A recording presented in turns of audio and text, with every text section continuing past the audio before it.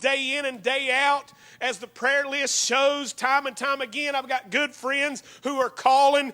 I've just found this out. I've got breast cancer. I've got prostate cancer. I've got colon cancer.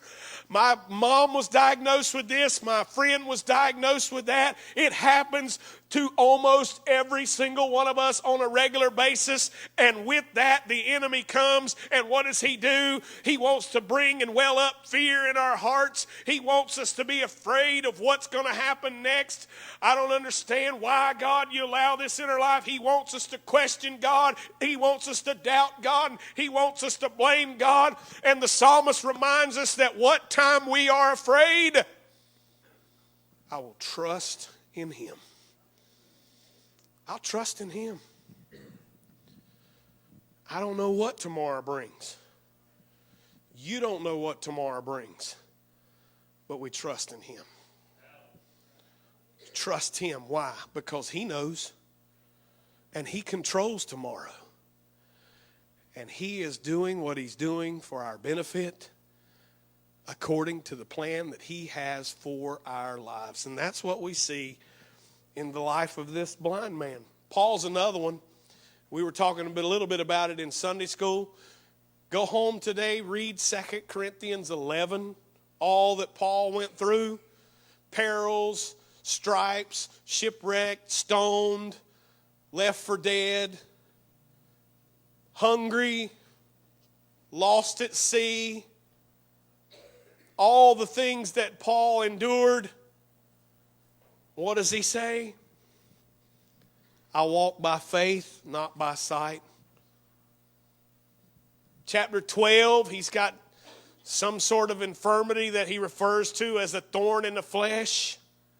3 times, Lord, I've prayed, take it away, take it away. I could minister better for you, God. I could serve you better. Maybe go on more missionary journeys. Maybe establish more churches.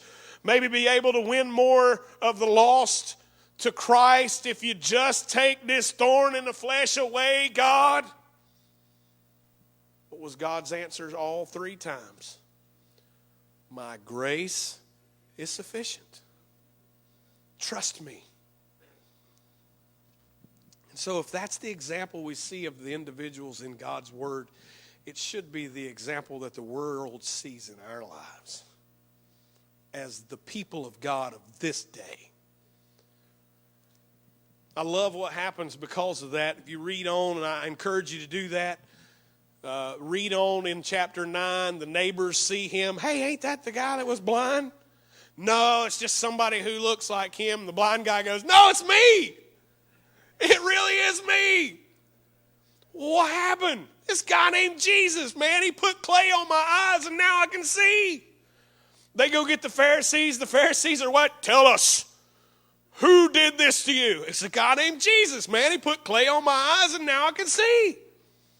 Well, this Jesus you're talking about, this is the one we've said has a devil. This is the one that we said is a Samaritan. You tell us now this guy's a sinner, right? Look at verse 25, what he says. Whether or not he's a sinner, I don't know. Here's what I know.